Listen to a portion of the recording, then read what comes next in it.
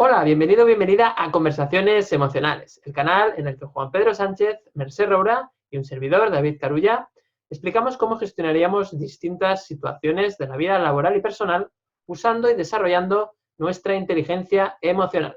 Si es la primera vez que nos ves o nos escuchas, te mandamos un cálido abrazo y te informamos de que estamos presentes tanto en nuestro canal de YouTube como en formato podcast en las plataformas de Spotify, de iVoox y también de iTunes o Apple Podcast.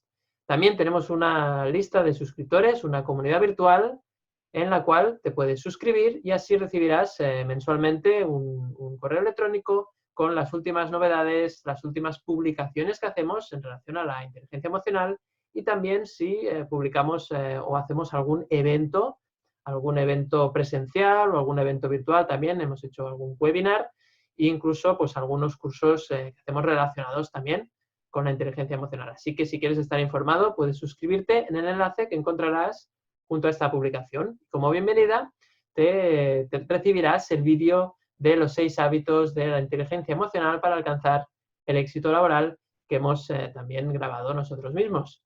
Así que estás más que invitado o invitada a unirte a nuestra newsletter, a nuestra comunidad virtual. Bueno, pues ahora sí llega el momento de presentar el capítulo de hoy, el tema de hoy. Y hoy vamos a hablar de cómo gestionar una emoción en concreto, que es la emoción del miedo. ¿Y en qué situación? Pues cuando nos toca hablar en público. Cómo gestionar el miedo a hablar en público, cómo gestionar el miedo escénico cuando tenemos que hablar delante de muchas personas.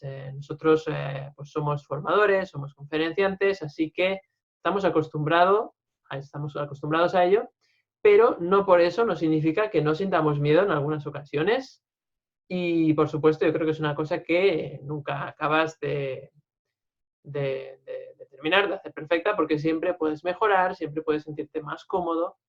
Así que hoy vamos a hablar de este tema y me gustaría empezar con Mercè Roura, que nos cuentes un poco esas emociones, ¿no? Especialmente el miedo, qué pasa con ese salir, ¿no?, al escenario y cómo lo podemos gestionar, tanto si somos personas que no tenemos experiencia en ello, como si somos personas que ya tenemos experiencia, pero que a veces pues, ese miedo sigue ahí, ¿no?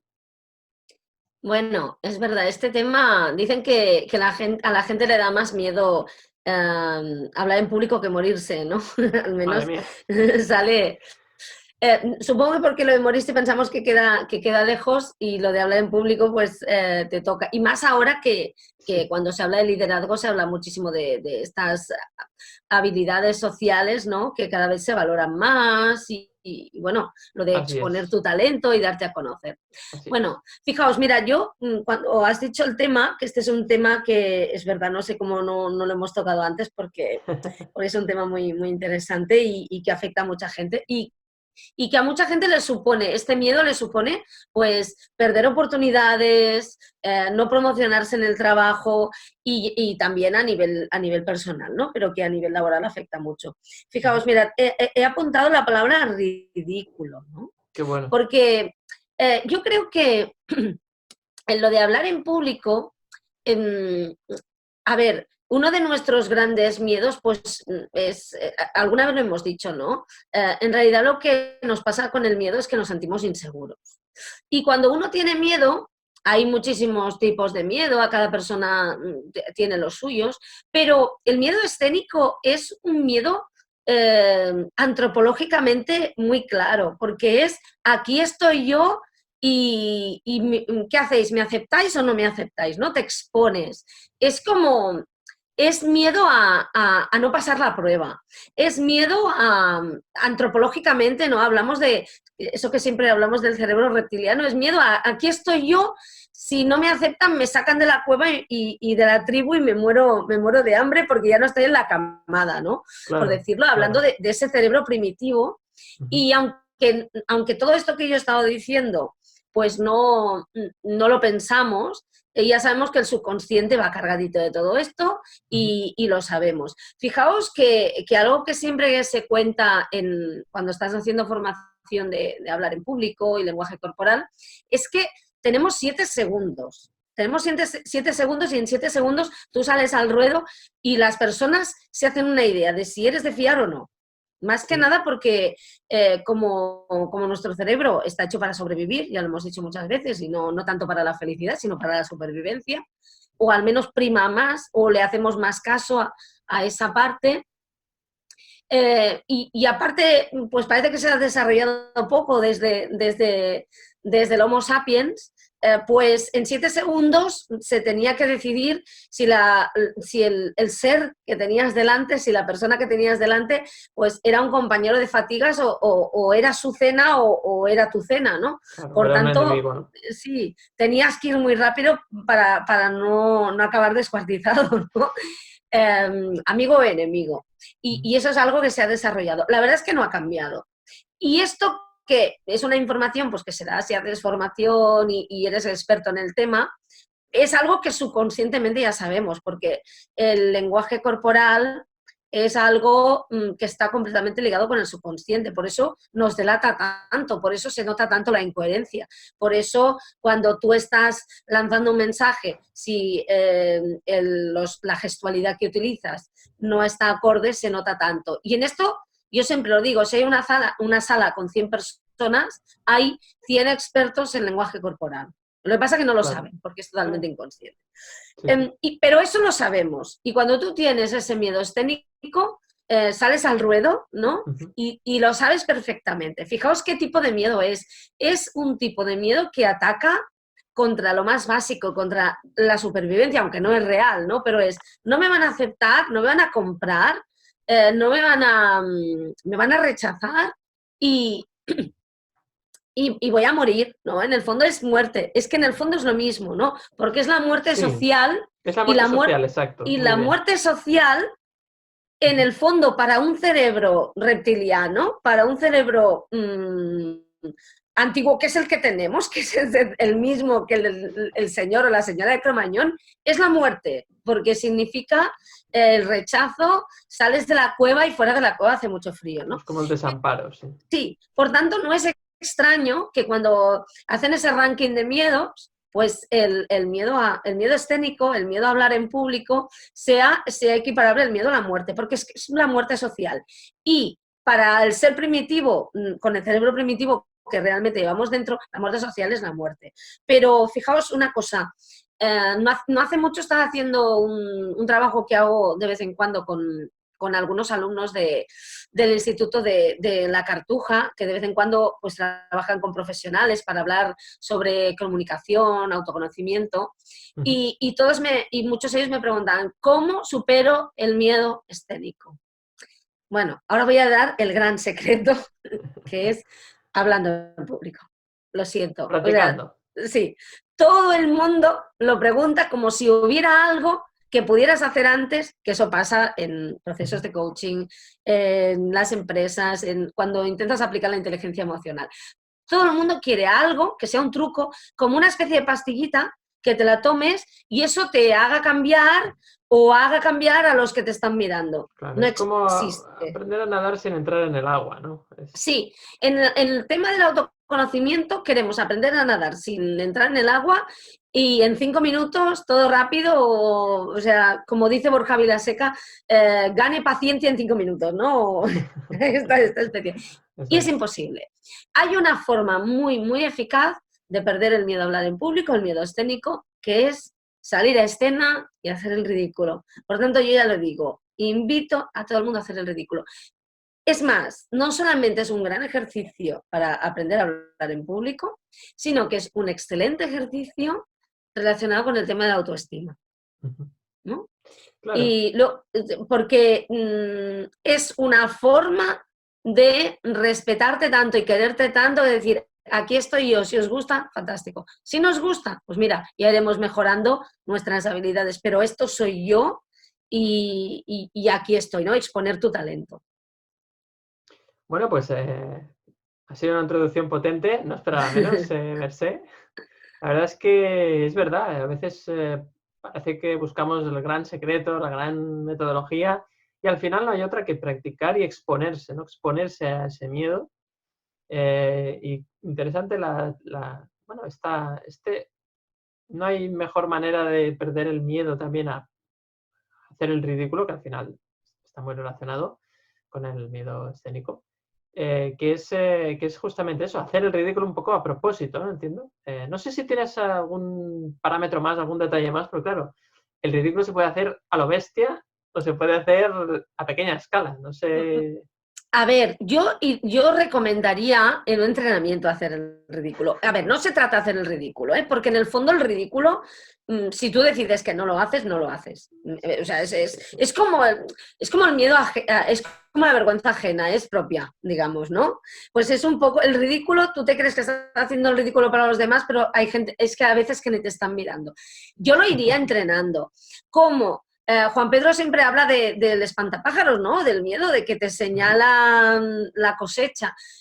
Yo lo haría de forma coherente, es decir, no pasa nada, no pasa nada. Mira, voy a ir ahí a hacer el ridículo, ¿no? Como entrenamiento, pero, a ver, estaría bien planificarlo y hacerlo con cosas que realmente te valgan la pena, ¿no? Yo, fijaos, es muy curioso porque yo me encuentro a gente que iba conmigo al cole y me dice, nada, es que te dedicas a lo que te dedicas, te había oído en la radio, te había oído en la tele, te pones a hacer formación delante de personas. Claro, yo era la niña que no abría la boca, ¿no?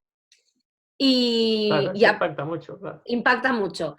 Fijaos, y os diré una cosa que es cierta, esto lo cuento en mi último libro, relacionado con la autoestima, por el tema del ridículo, ¿no? Porque hay un apartado que dice, hagamos el ridículo, por favor, hagamos el ridículo, ¿no? Yo pasé fijaos, vamos a una fiesta, ¿no? Y esto creo que lo he comentado aquí también. Tú te pones en un rincón y todo el mundo va a mirar al que está en el rincón, porque sabe que está mal, vamos a meterle el dedo en el ojo al que está en el rincón, vamos a meternos con él. Si te subes al bafle, yo te aseguro que nadie se mete contigo. Nadie se mete con el que cree que tiene autoestima, porque sabe que que no va a hacer mella y que no tiene sentido. El día en que tú entras en un sitio pisando fuerte y se te ve que no tienes miedo a hablar en público, nadie cree nadie se fija ni piensa que vayas a tener miedo y todo el mundo te dice, oh, qué bien lo hace. ¿Por qué? Es un tema, bueno, es psicología pura, la Bueno, porque ellos gente, no se atreven, ¿no? porque ellos no se atreven. Por tanto, dos personas pueden hacer lo mismo de la misma forma y uno pensar que ha hecho el ridículo y el otro estar convencido que acaba de petarlo, como se dice. Y es exactamente lo mismo, porque todo está aquí en realidad, ¿no? Claro. Subjetivo, sí, sí. Sí, yo recomendaría hacer el ridículo con cosas que te merezcan la pena, ¿no? Por ejemplo, pues atreverse a pedir eso que no pides nunca, ir a un sitio y mira, siempre que paso por aquí preguntaría eso, hoy lo voy a preguntar, empezar, ¿no? Y verás Vale, que vale. sale bien. Pero al final es que lo ridículo es no hacer el ridículo por miedo al ridículo, ¿me explico? Es Exacto. curioso, ¿no? Porque al final el ridículo no existe. Pero alucinaríais que la gente, fijaos que de friki a genio, a veces la Todo única pasa. diferencia, sí, a veces es el mismo, pero el genio, el que todo el mundo sigue, sencillamente entra en ese lugar con más aplomo. Pero en el fondo son el mismo personaje, ¿no? Exacto. Qué bueno, Mercé. Pues vamos a hacer un poco el ridículo, ¿no? A ver qué tal se nos da. Vamos a intentarlo. Me gusta, sobre todo poco a poco, no hacer la gran barbaridad, sino, fíjate, yo pondría el matiz, ¿no? Cosas que te parezcan a ti que es el ridículo, pero que seguramente cuando vayas a esa tienda a preguntar por aquella historia que a ti te parece que es ridículo preguntar, pues te das cuenta pues que no era para tanto, que realmente nadie le ha parecido extraño y que realmente era una percepción tuya, ¿no?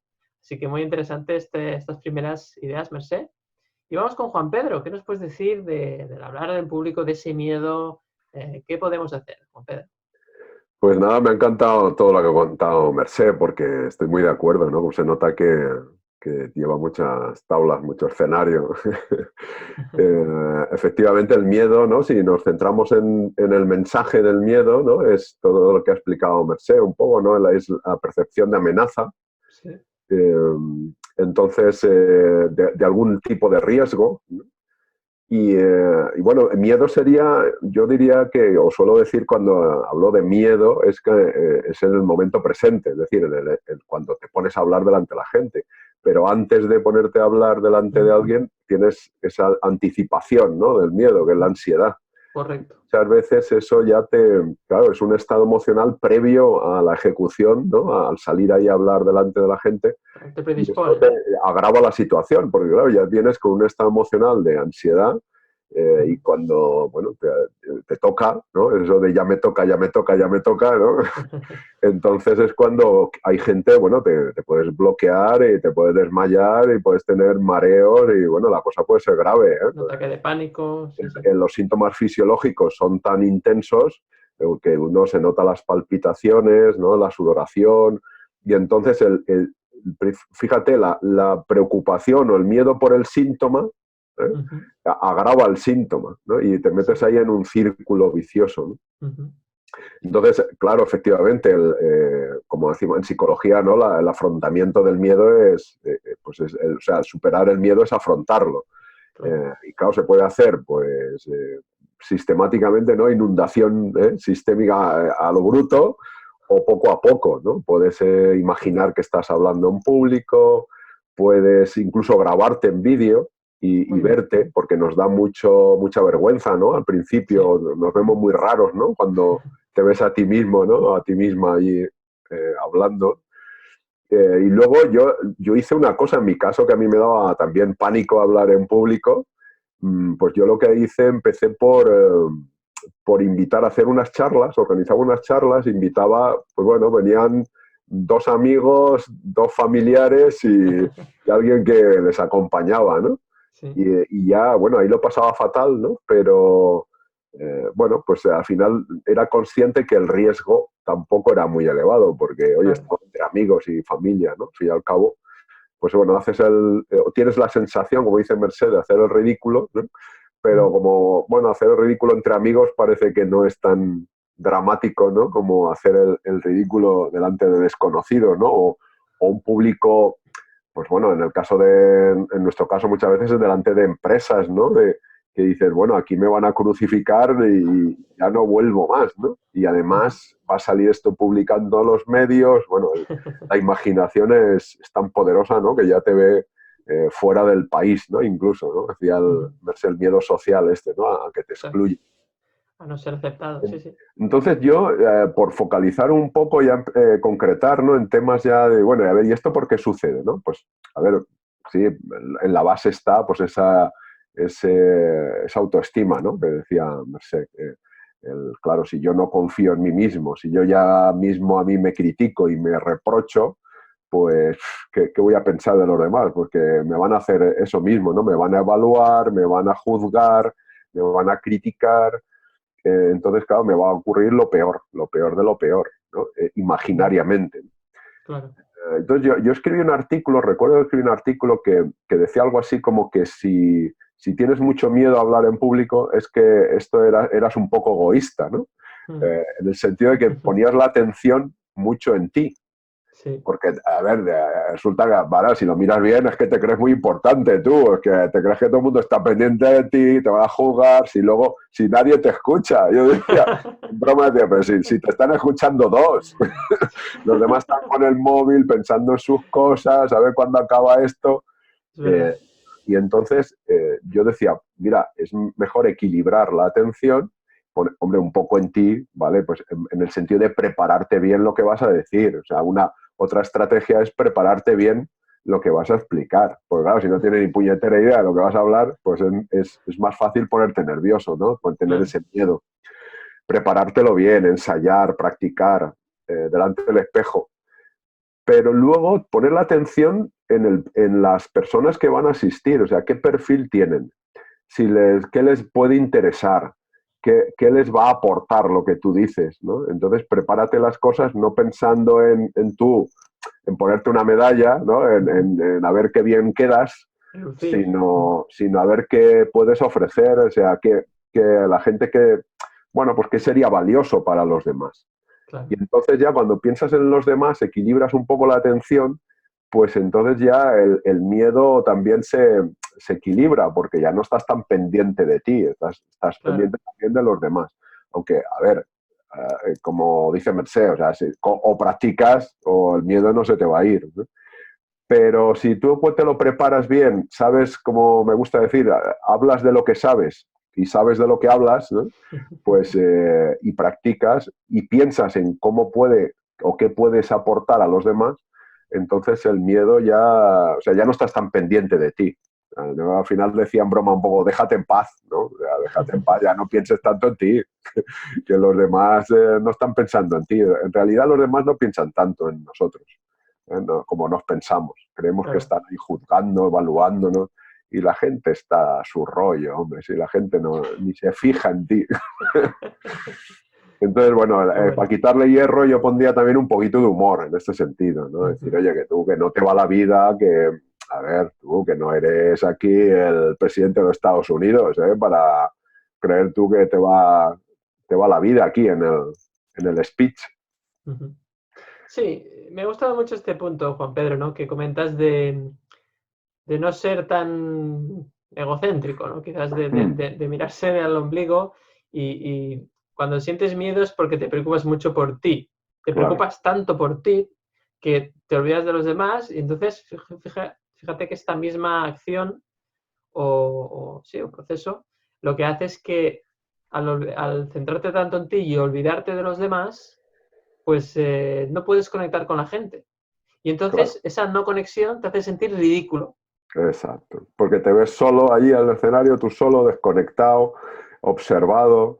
Fíjate, cuando estamos, ya está ocurriendo, ¿no? Y tú estás hablando delante del grupo que sea, da igual la gente, el número de personas, Ujú. estás como buscando con la mirada un apoyo, ¿no? Muchas veces. Y Sí, entonces, si sí. hay alguien que hace así con la cabeza, así, ya te quedas con ese, ¿no? Con esa Ya te persona. quedas ahí enganchado, ¿eh? Ya, y sí, porque si ves a alguien que pone mala cara, dices, ostras, este está en contra de lo que digo, pero no tienes ni idea. Igual ese estaba pensando en si yo qué sé, que le deben una llamada y no se la han hecho y estaba por eso arrugando el morro, ¿no? No te crees que va contigo, pero te quedas enganchado el que hace así con la Sí, cabeza, o el sí, que sí. sonríe, y entonces ahí te conectas con ese. Pero si Ujú. no es verdad, estás muy pendiente de ti y estás desconectado, estás como me estará escuchando alguien, estos están aquí todos con el cuchillo en la boca, ¿no? Estás totalmente desconectado, muy bien, sí, sí. Claro. Buenísimo, Juan Pedro.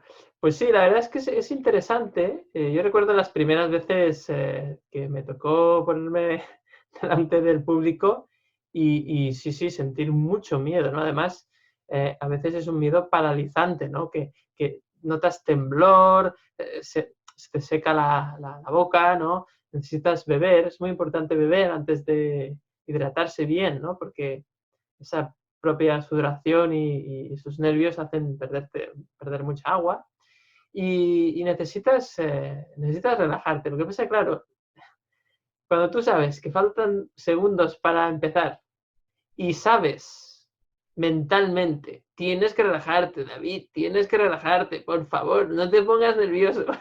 Y esos pensamientos te hacen poner más nervioso. Entonces, al final lo que te relaja, para mí, son esos primeros 10 segundos. Hablar lento, y ese mismo hablar lento al principio, y sobre todo, para mí otra cosa que me funciona mucho es, aparte de hablar lento al principio, respetar las pausas. Hacer pausas, no querer ya salir como una escopeta, ¿no? Cuando sales ahí como una flecha, cuando sales con mucha verborrea, ¿no? Hola chicos, estamos aquí porque tal, no sé qué. Uf, eso transmite nerviosismo en el público puede reírse, puede mostrarse ahí como que no te acaba de ver en el papel y tú percibes eso y entonces al percibir que el público tiene dudas sobre ti, tú dudas sobre ti y aquello se convierte en un desastre.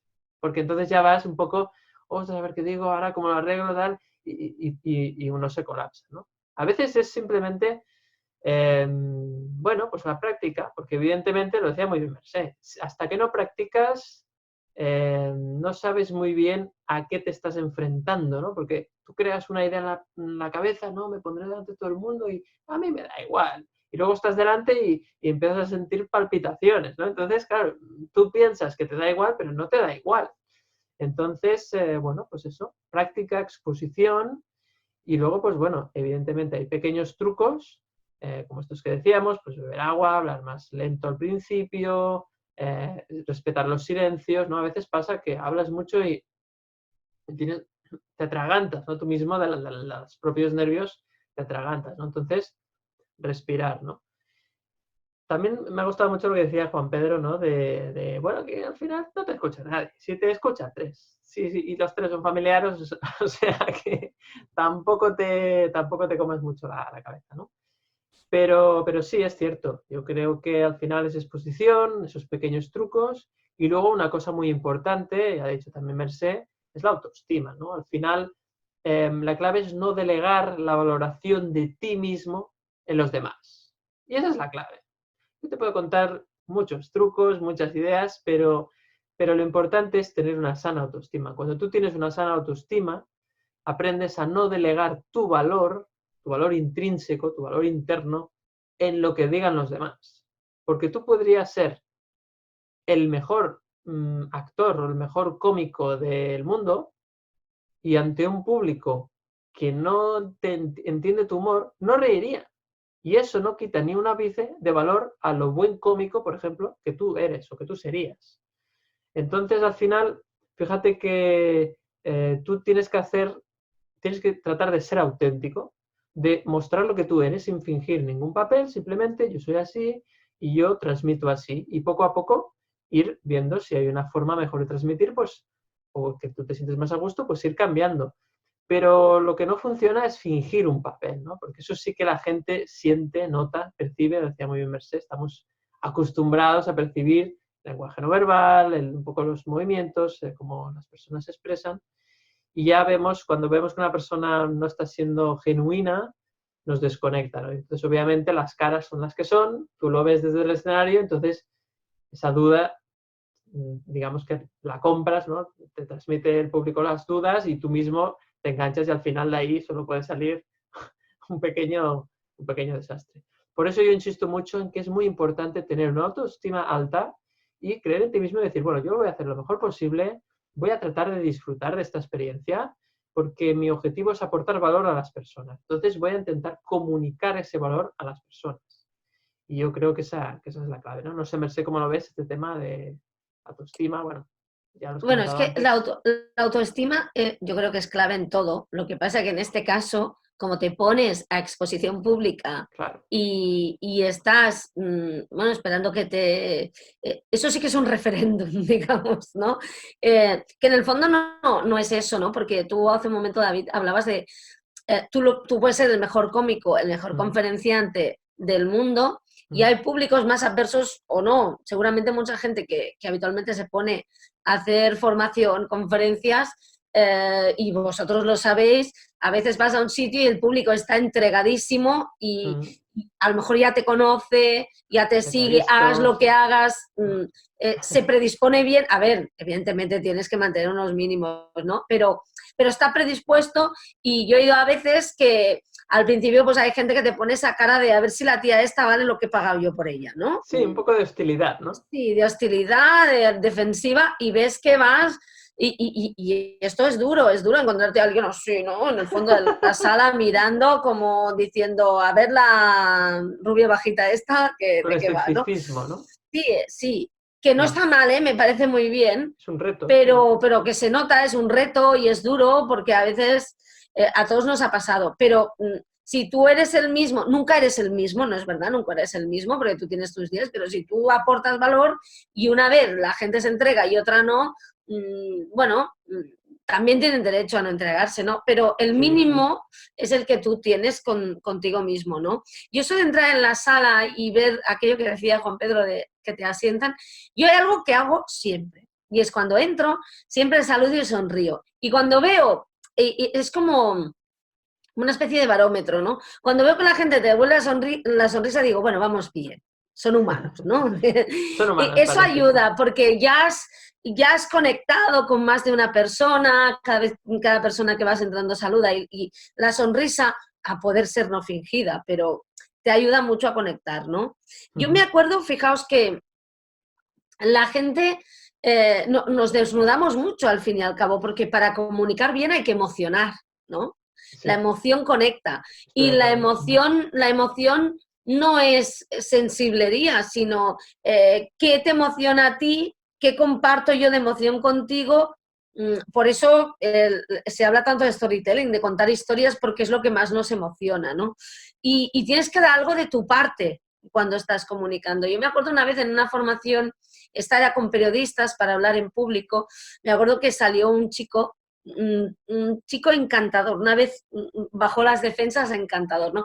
Que salió la primera vez, dijo, bueno, yo estoy aquí para mejorar, porque realmente domino el tema, ¿no? O sea, un macho alfa, una prepotencia, encantador. Hace 5 años y aún nos enviamos mensajes, ¿no? Muy buen rollo. Y empezó así, dice, porque mira, yo no tengo sentido el ridículo. A mí no me da vergüenza nada. Si queréis, me tiro un pedo, ¿no? Me acuerdo, en plena clase. Le digo, no hace falta porque aquí estábamos en un sitio cerrado. Digo, pero bueno, digo, eso lo sueltas, pero eso es fachada. No, no es verdad, no es fachada. Y le dije, muy bien, pues vale, pues ahora nos vas a hablar 5 minutos de tu madre. Y entonces se puso pálido, ¿no? Ahí Qué le mala que metiste el soy. dedo en la llaga, ¿eh? Claro, no sé cómo lo hago, podía haber dicho padre, podía haber dicho novia, podía haber dicho novio, ¿no? Pero, y justamente fue, y en ese momento me dijo, es verdad, me queda mucho por aprender. Y digo, bueno, tranquilo, a mí también, ¿no? Fijaos que muchas veces la gente que va más sobrada también tiene una fachada. Hay partes de vulnerabilidad que no queremos mostrar, ¿no? Que era lo que le pasaba a este chico y a veces pues se puso la coraza del pedo, ¿no? Y luego está un tema que habéis tratado mucho, que yo creo que es básico para aprender a hablar en público y vencer este miedo, superarlo o afrontarlo, ¿no? Vencer suena como a lucha y las luchas no me gustan. Es esta preparación que decía Juan Pedro, y yo añadiría preparación de contenidos, es decir, prepárate bien, una buena preparación, incluso la improvisación si está preparada mejor, ¿no? Hay que aprender también a improvisar y atreverse a improvisar, porque si no, nunca aprendes a improvisar, ¿no? Y atreverse a equivocarse, porque es vital. ¿No? Claro, si yo me acuerdo cuando empecé a trabajar en medios que, claro, lo llevas todo escrito, lo lees perfecto, hasta ahí, como periodista lees bien en voz alta, todo el mundo impecable, entonces un día hay una conexión y tienes que improvisar y ahí baja el nivel. Bueno, pues tienes que arriesgarte un poco cada día a decir cosas que no tengas preparadas, que no tengas apuntadas, hasta que llega un día que dices, ala, sí puedo improvisar totalmente todo el rato. Y es un entrenamiento. Y yo diría, un entrenamiento y una preparación de contenidos, aportar valor, qué quieres decir, organizarlo, hacerte un mapa mental y luego una preparación emocional y un entrenamiento mental basado en tema de autoestima y esos pensamientos de ataque, ¿no? Que tenemos todos, ser capaces de observarlos, de mira qué te están diciendo, porque lo que nos pasa, y yo que he trabajado con muchas personas, y que uno de los principales problemas que tienen las personas cuando empiezan un proceso y acuden a alguien que les ayude, que les acompañe, que les oriente, es no puedo con la vocecilla loca porque cada vez que intento está ahí, ¿no? Ese es uno de los principales. Claro, ¿y sabéis qué nos pasa? Que aparece la vocecilla loca y apretamos a correr, ¿no? En lugar de decir, bueno, está aquí la vocecilla, ya está ahí otra vez, ¿no? No pasa nada, ¿no? A ver qué dice, es fruto de unas creencias y de una forma de pensar que estoy cambiando, no pasa nada, la abrazamos, la aceptamos, porque es que si no la mitificamos mucho. Claro, lo ponemos en un pedestal. Y eso ponemos luego... en un pedestal a la bruja, ¿no? a mi institutriz, yo siempre lo digo. Claro, si cuando aparece ya está ahí, nos enfadamos, no la aceptamos, pues la hacemos enorme, ¿no? La reforzamos, ¿no? Mira, está ahí, me está diciendo que soy inútil. No es verdad. Ahora no siento lo contrario, ahora no me siento muy útil, pero es por la voz. Bueno, ahora ya sé que no tiene por qué ser verdad, ¿no? Lo observo y le he quitado fuerza. Y la próxima vez que pasa, claro, esto no pasa de la noche a la mañana, llevas toda la vida diciéndote inútil, con 2 días que te vas a decir, mira que eres guapo y buen horro, pues no te soluciona el tema. Es un entrenamiento, es un ¿no? proceso, sí. No es así, porque no es solamente el entrenamiento de ver el pensamiento y cuestionártelo, es que pensad que todos los pensamientos que vienen de unas creencias van asociados a unas emociones y a una química cerebral, ¿no? Claro. Claro, llevas tiempo generando unas sustancias, estamos hablando de hormonas, es cambiar un poco y, ¿cómo lo diría? Suena muy mal, ¿eh? Yo siempre lo digo, pero hay que pasar el mono para cambiar, ¿no? Claro. El entrenamiento cerebral es cambiar de droga, ¿no? Pasar de, bueno, pues de cortisol a dopamina. Y el cuerpo está enganchado a esas sustancias que segregabas cuando piensas esto, y si lo piensas todo el rato, y claro, es como, no es solo un entrenamiento, es como dejar de fumar, en cierta forma, que seguramente a mucha gente le parecerá, que los efectos físicos se pueden pasar en horas o días. El efecto psicológico, la necesidad psicológica, pues tarda mucho más y hay que ir un poco a la raíz, ¿no? Pues sería como estos dos componentes, ¿no? Estamos enganchados a las sustancias que segrega nuestro cuerpo cuando tenemos esos pensamientos recurrentes, esos pensamientos de ataque, ¿no? Y hay que darle el tiempo al cuerpo y al cerebro para que cambie esa dinámica. Y hay veces que, a mí me pasa muchas veces, ¿no? Que con la gente, ¡ay, un gran cambio! Hoy estoy arriba, de repente arriba no es real, porque entonces haces un bajón y luego te equilibras, ¿no? Y te das cuenta y es cuando empiezas a tomar las riendas. Y es difícil, pero es posible. Vamos, hay que perseverar y continuar entrenando. Y con esto pasa lo mismo, ¿no? Es un entrenamiento. Aparte de respira, lo de ver a la gente desnuda no funciona. No funciona, porque a mí, yo no sé a vosotros, pero yo si tuviera un auditorio de 150 personas desnudas, me cagaba encima del susto, vamos.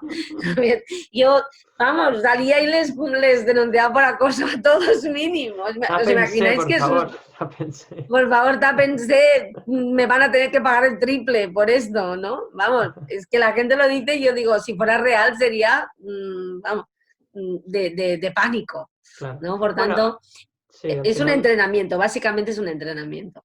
Al final, Mercé, la palabra seguramente es paciencia, ¿no? Paciencia, porque esto es un proceso y simplemente, pues a base de pequeñas exposiciones a este miedo, a este público en este caso, al escenario, pues poco a poco, pues este cerebro, nuestras emociones también se van a ir acostumbrando y apaciguando en este caso.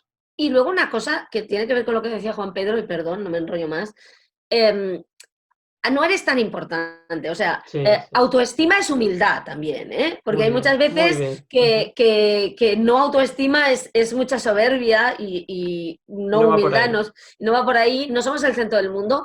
La gente se equivoca, por favor, tú te equivocas, no ha salido tan mal como... Esto cuando has trabajado en medios lo sabes porque te grabas y piensas, luego llegas a casa, lo ves y dices, aquí es donde me he equivocado, que ha quedado fatal. Lo miras y dices, no. Lo escuchas, lo miras, pues no me había equivocado tanto, es que tú recuerdas el caos mental, pero claro, la gente del caos mental ni se ha enterado, ¿no? No pasa nada, la gente se equivoca, la gente decepciona, tú también. A ver, vamos a un montón de restaurantes, pedimos tarta y nos traen un triangulín que es el tanga de Barbie, ¿eh? Y no han echado a nadie del restaurante. Nosotros podemos ser el tanga de Barbie un día y no pasa nada, podemos decepcionar. Pero si lo hemos hecho de forma consciente, intentando estar con nosotros de nuestra parte, al menos salimos de ahí, pero habiendo aprendido algo, ¿no? Y eso es lo que importa. Tú ya no eres la misma persona la próxima vez que te pones a hablar en público. Fijaos, yo me acuerdo la primera vez que hablé en público, estaba histérica y estuve tan nerviosa que estuve 1 hora y fijaos qué chorrada, pensando si iba a decir que había...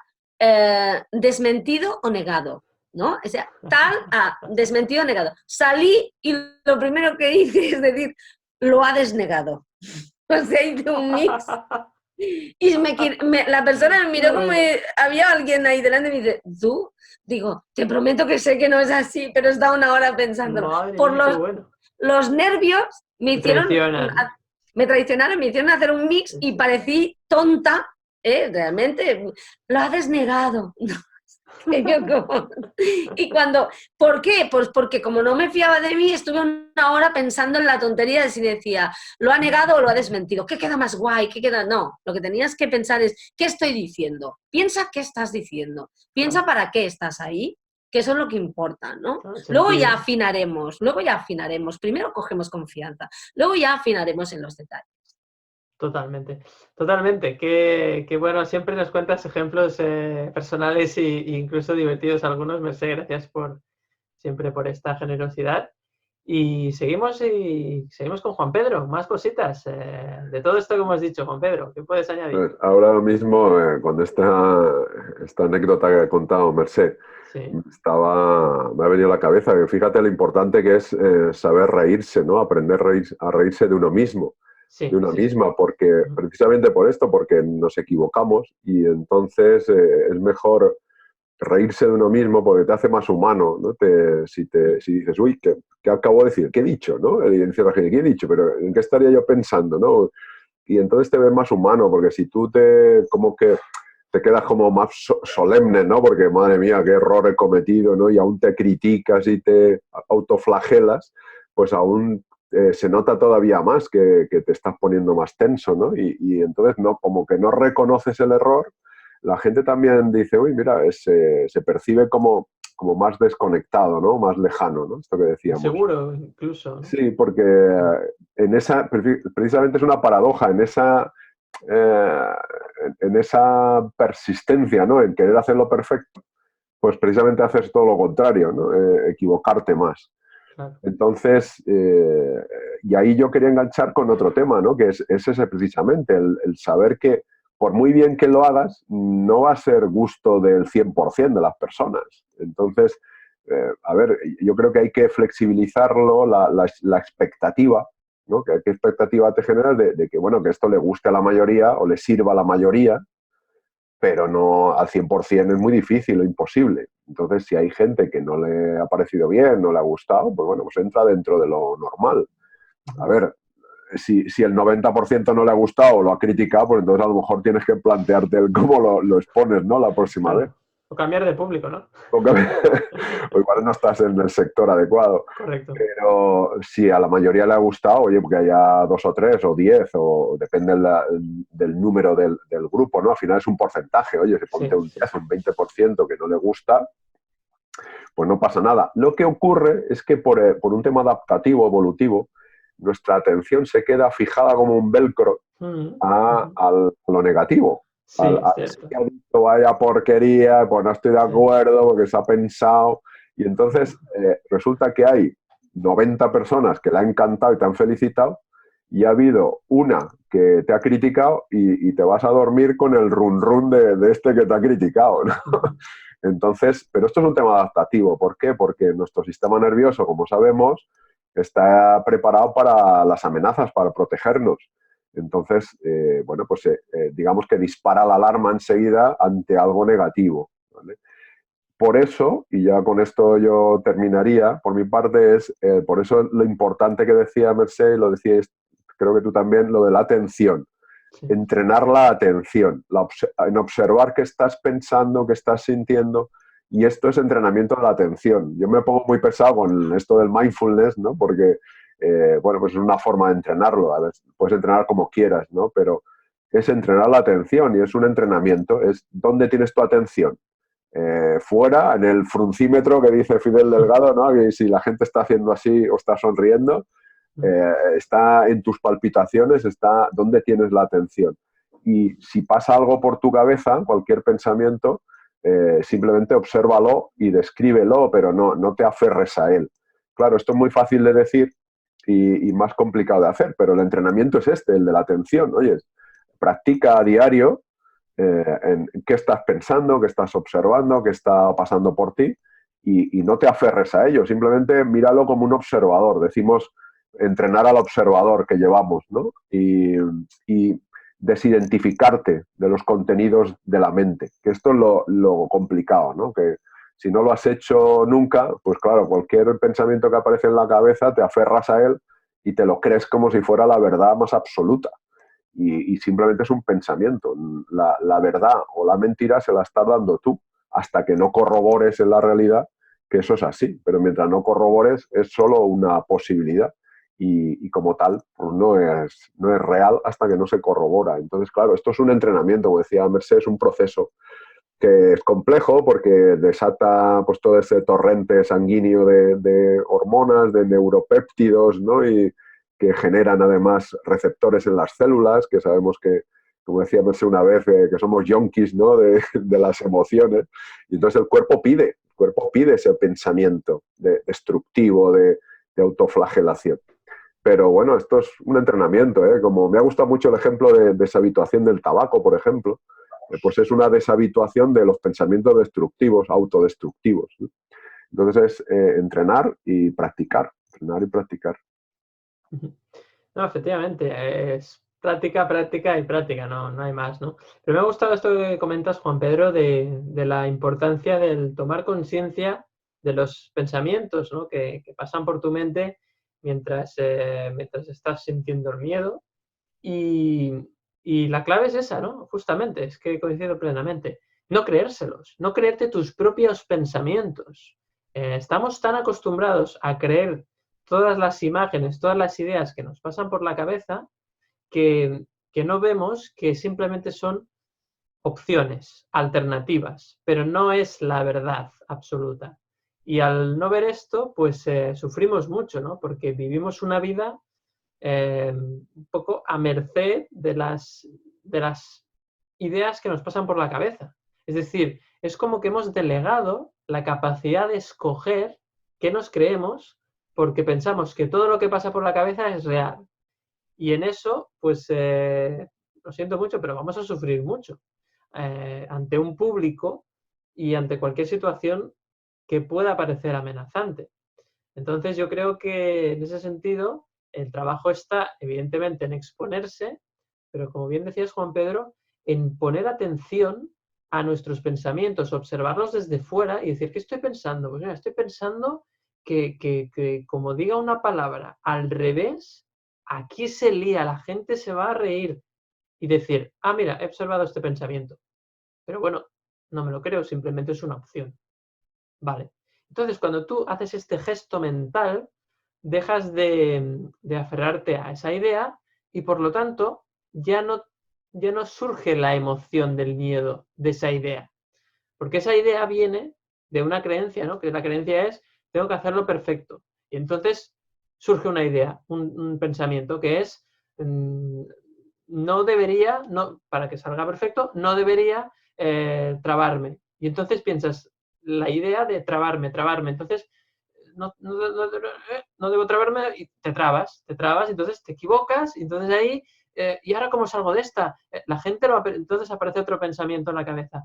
La gente lo ha percibido, entonces miras las caras, ves una persona que pone una mueca, igual no tiene nada que ver, y piensas, mira, ese me ha pillado, y te crees que ese te ha pillado, te crees ese pensamiento que ha surgido en la cabeza, te lo crees como real y entonces sientes miedo, y ahí te quedas atrapado. Entonces, este ejercicio de ir observando los pensamientos sin creértelos, para mí es la práctica más, seguramente más potente para ir perdiendo ese miedo, ¿no? Y al final llega un punto en el cual uno, evidentemente, te puedes equivocar siempre y siempre seguramente te vas a equivocar porque no somos perfectos, porque no todos los días tenemos la alta concentración, no todos los días tenemos el mismo estado de ánimo, no todos los días tenemos la misma, bueno, claridad mental y por lo tanto, pues va a pasar. Pero el día que pase, ya no le vas a dar importancia porque ese pensamiento de me he equivocado ya no supone un drama. Tú ya no te crees ese drama, ¿no? Esa película de que es un drama.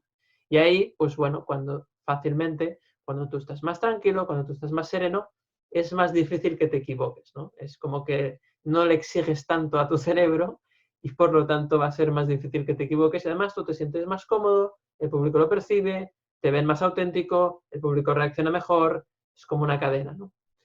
Así que nada, terminamos con una frase, cada uno con una idea, último concepto. Mercé, por ejemplo. Bueno, esto que dices es tan real como que cuando tú estás trabajando, y esto la gente que trabaja en medios de comunicación lo vive mucho cada día, cuando empiezas equivocándote, si en ese momento, en la primera equivocación, no eres capaz de gestionar esas emociones que surgen, acabas equivocándote una tras y es aquello de la cagada, con perdón, una tras otra, encadenada hasta que te desmoralizas, ¿no? Y todo viene de la no gestión de ese primer error, pero no del error en sí, sino de las emociones asociadas. Luego te das cuenta de que hay profesionales que se equivocan muy bien, ¿no? Hay gente... No, pero este es un ejercicio que yo le propongo a la gente, que miren televisión, escuchen la radio, profesionales que les gustan y estén atentos a sus errores y verán que cometen muchos. Pero como han aprendido a gestionar sus emociones durante el error, la gente ni siquiera se da cuenta del error. A mí, de hecho, algunos de los mejores profesionales que he seguido en radio, si los escuchaba juzgando, con crítica, me daba cuenta que se equivocaban mucho, pero yo no tenía esa sensación, porque realmente lo que cuenta luego es el comunicar, es el aplomo, es esa persona que transmite, que se equivoca y no está pensando he quedado bien, sino... cómo lo ha percibido el público, que no está pensando en él, sino en el público, ¿no? Y eso es muy importante. Y luego, fijaos una cosa, yo le he sacado tanto partido a veces a los errores. O sea, me equivoco... Has escrito libros, Mercè, incluso. Sí. O sea, yo me equivoco y suelto una broma. A veces... A ver, digo algo, ¿qué esperáis de mí si soy rubia? O le doy la vuelta, o me acuerdo una de las últimas veces pues que en el PowerPoint había una letra repetida, ¿no? Y aquello típico de os prometo que hace 5 minutos no estaba, ¿no? Y entonces la gente ja. Y hay un error. Otro podría decir, Dios mío, no estoy siendo perfecta, qué horror, ¿qué estarán pensando de mí? Pues dices, ya que está ahí, vamos a señalarlo y a utilizarlo para que vean que soy humana, ¿no? Para que vean que me equivoco y también me sirve para superarlo, porque yo lo de no ser perfecta lo llevo muy mal, ¿no?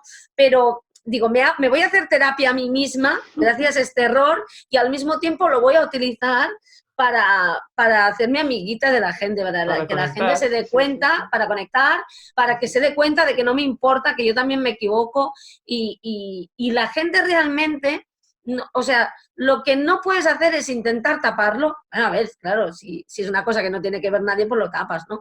Pero si ha pasado, ha pasado. Todo el mundo se equivoca, nadie lo ha notado. Lo notarán si tú... empiezas a darle a la olla de, ¡uy, qué ha pasado! Tal. Entonces, le das bombo al error y entonces la gente, ¡oh, se ha equivocado! ¿No? Claro. No pasa nada realmente. Y al final, la idea, hay que hacerlo. ¿Te da miedo hablar en público? Habla en público. Empieza poco a poco o suéltate como quieras. La primera vez puede ser horrible, mis primeras veces para mí fueron horribles, y al final me he dedicado a esto. O sea que... sí. O sea, si alguien me hubiera visto la primera vez, hubiera pensado, esta chica no doy 2 céntimos por esta, ¿no? Y luego me he dedicado al tema. No sé, o sea, peor que eso, seguro que no es. Y al final lo que cuenta, fijaos, hay una pregunta muy importante.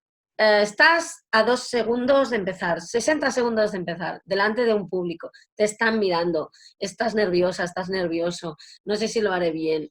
Hazte una pregunta, ¿para qué estoy aquí? Que lo que voy a decir transmite algo, es importante para mí, concéntrate en eso y disfruta. Eso es lo más importante. Ese es el sentido. Estaba pensando, Mercè, ahora me he acordado que, o me ha venido a la mente, la idea de que no hemos hablado del concepto de el miedo a quedarse en blanco. Sí. Que de eso es eso, es lo que te ocurre cuando es el pensamiento, es creerse ese pensamiento, es... no seré capaz de... No seré capaz de, te lo crees tanto. De hecho, quedarse en blanco es que en el fondo estamos hablando todo el rato de cuando yo digo disfruta, me refiero a que estés presente. ¿Para qué estás aquí? Para comunicar esto. Pues comunica esto. Concéntrate en eso, ¿no?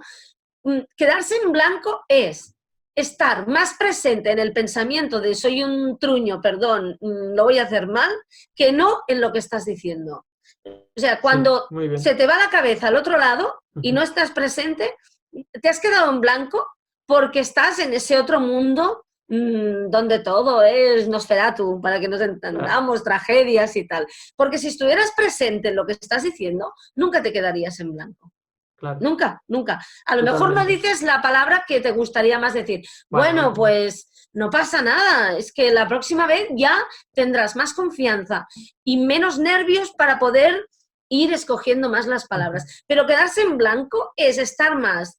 Es que tu mente, tu presencia está más en ese otro mundo de tragedias inventadas futuras que no en el momento presente en el cual tú tienes un auditorio de personas a las que has venido a decirles confía en ti, por ejemplo, ¿no? O se me ocurre, claro, y es decir, confía sin confiar es difícil, ¿no? Pero confía en ti, o, por ejemplo, David, neuroproductividad, ¿no? ¿Cómo ser más productivo? ¿Qué es más importante eso, no?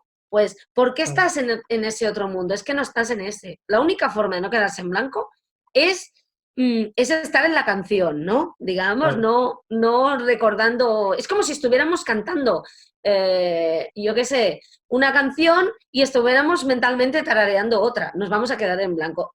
Tienes que estar en la canción en la que estás, en la letra y en la música. Porque a la que te vas a la otra, es que te tienes que quedar en blanco. Es así. Totalmente. Es estar presente, es estar contigo y con la gente, ¿no? Yo estoy aquí y me comparto con los demás, ¿no? ¿Para qué estás aquí en un auditorio? Pero no, ¿para qué estoy aquí? No, sino, ¿para qué? ¿Para qué he venido aquí? ¿Qué es lo que quiero decir? ¿Cuál es el mensaje más importante? Pues ahí, ¿no? Claro. Sí, además se me ocurre también que a veces el problema de quedarse en blanco es cuando le exiges a la mente, o a tu cerebro en este caso, que recuerde el texto exactamente. Claro. Y eso ese es el problema de memorizar, claro, ese es el problema de memorizar. Por eso hay mucha gente que dice, no, es que yo no quiero, esto es algo muy típico, yo no recurriría al papel. Bueno, pues... yo no improviso. La mejor improvisación es no improvisar, ¿no? Ese claro, tipo de... Sí, y yo siempre digo, no, pues yo sí.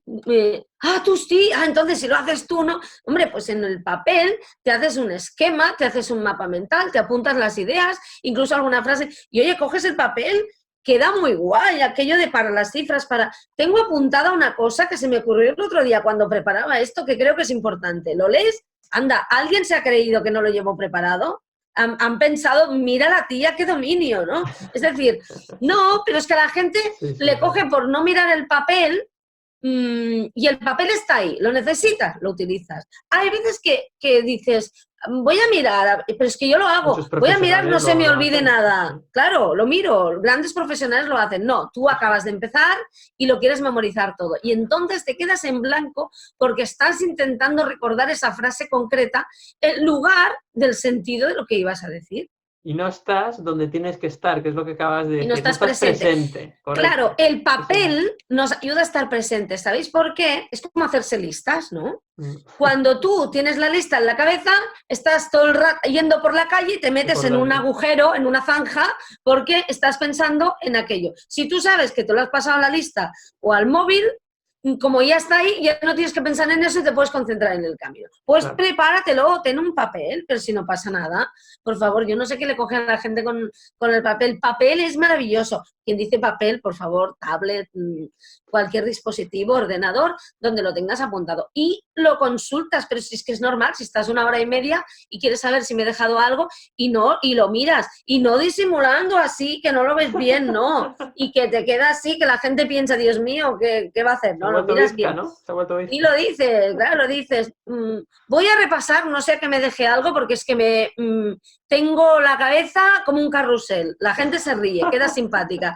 Tú lo miras y naturalidad, por favor. Que yo me he encontrado con cosas, o sea, yo he estado en directo haciendo programas y yo a la gente le decía, si os cae algo, lo cogéis con naturalidad. No, pues desde personas que tenían el papel donde estaba todo apuntado, se les había caído al suelo y no lo recogían y sudaban, Hasta personas que hacían contorsiones que se las tenían que llevar a urgencias por intentar coger las cosas de una forma rarísima. ¿No? Que van Sí. a las 15. Eso, yo eso hasta, me acuerdo una vez en un programa, y con esto ya acabo, que soy muy anécdotas, un señor que le daba mucha vergüenza, o sea, a mí me pasaron un papel, me dijeron que el invitado se llamaba Jaime y realmente se llamaba Juan.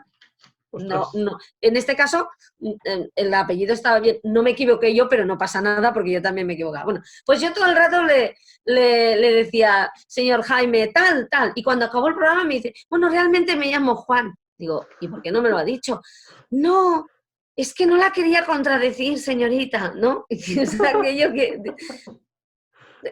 me parece, le digo, hombre, dice, me hacía mucha ilusión venir a la tele. Digo, no ha venido usted, ha venido Jaime. Juan se ha quedado en casa, pero ¿cómo se le ocurre? ¿No? O sea, un minuto de gloria y es para otro. Tremendo. Vamos a ser coherentes. Me lo hubiera dicho y no pasa nada. Pero la gente hace cosas rocambolescas, ¿no? Por pensando, por no equivocarnos, hacemos a veces un ridículo espantoso, que en realidad no es ridículo, ¿no? Pero por no hacer el ridículo, somos ridículos a veces. Totalmente. Pues con esa frase yo creo que podemos cerrar el capítulo. No sin antes escuchar a Juan Pedro, que está aquí escuchando pacientemente, y lo he visto reír y quiero saber qué opinas de todo esto que ha dicho Mercè ahora. Y es que estaba disfrutando aquí como un enano escuchando a Mercè, porque es, bueno, es que es su tema, este es su tema, ¿eh? Hoy hemos tratado su tema. Claro, hecho, es como estar recibiendo un curso de Mercè Roura aquí en directo. Efectivamente, sí. Y bueno, y lo bueno es que queda grabado para que lo escuche todo el mundo, ¿no? Porque ya no solo por las anécdotas tan divertidas, ¿no?, que ha contado, sino por toda la caja de herramientas que acaba de dar en un momento, ¿no? Con el papel, el mapa mental, el no darte vergüenza por mirar un papel, ¿no? Yo me acordaba de cuando yo empezaba también lo del papel, que a veces llevaba cosas apuntadas y me daba miedo mirarlo, y entonces, claro, se producía el efecto de que además si era un folio, pues como me ponía más nervioso, porque no quería mirarlo, pues entonces se notaba que temblaba, ¿no? Y entonces el folio se movía, ¿no?